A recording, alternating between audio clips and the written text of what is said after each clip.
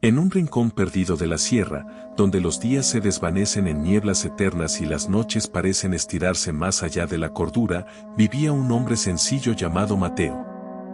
Mateo era un leñador, alguien que conocía cada árbol y cada sombra del bosque como si fueran viejos amigos. Pero lo que más deseaba en el mundo no era la madera que cortaba ni la vida que llevaba, sino un humilde anhelo que lo devoraba en silencio, un banquete. Sí, un banquete. No de esos llenos de manjares exquisitos y vinos caros, sino un simple y satisfactorio banquete que pudiera devorar solo, sin preocuparse por las miradas de su esposa y sus hijos, quienes siempre aguardaban con hambre cada trozo de comida. Un día, Mateo decidió que ya no soportaría más la miseria que lo acechaba. Robó un par de pavos de una finca cercana, convencido de que ese sería su último banquete, un festín antes de la inevitable condena que lo arrastraría al infierno. Caminando por el bosque con los pavos bajo el brazo, se adentró en un claro solitario, donde la neblina se hacía más densa y el silencio, más pesado. Allí, se dispuso a encender una fogata. Pero justo cuando se disponía a cocinar su premio, una figura emergió de entre los árboles. Era un hombre de aspecto ordinario, pero algo en su mirada detenía el corazón de Mateo. El extraño, con voz suave pero firme, le pidió compartir los pavos.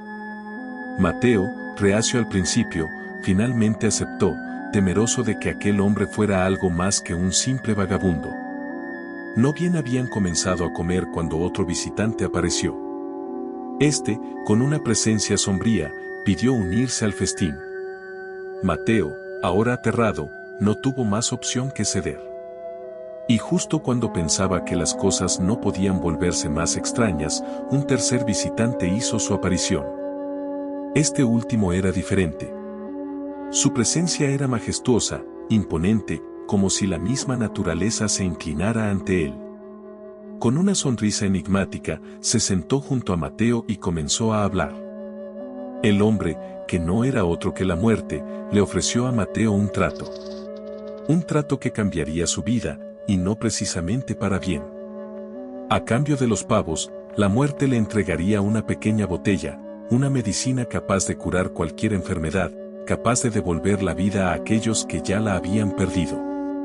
Mateo, tentado por la promesa de riqueza y poder, aceptó sin pensarlo demasiado. Y así, con la botella en mano, se despidió de los tres visitantes y volvió a su aldea. Al principio, las cosas salieron bien. Mateo curaba a los enfermos, devolvía a los moribundos del umbral de la muerte, y pronto se ganó la admiración de su gente. Pero como siempre sucede, la avaricia y la envidia comenzaron a crecer en el corazón de aquellos que lo rodeaban. No pasó mucho tiempo antes de que la iglesia y las autoridades pusieran sus ojos en Mateo, sospechando que su poder no venía de Dios, sino de algo mucho más oscuro. Una noche, mientras la tormenta azotaba la aldea, Mateo fue arrastrado por la multitud hasta la plaza central. Allí, frente a todos, lo acusaron de brujería, de haber hecho un pacto con el diablo. Mateo, desesperado, intentó explicar la verdad, pero sus palabras cayeron en oídos sordos. Al final, fue condenado a morir en la hoguera, mientras los aldeanos, cegados por el miedo, lo miraban con desprecio. Pero antes de que las llamas lo consumieran, Mateo hizo una última petición. Pidió ver a la muerte, aquella que le había dado la botella, para pedirle una explicación, para reclamarle por la promesa incumplida de prosperidad. Y la muerte apareció, como siempre, con su sonrisa enigmática.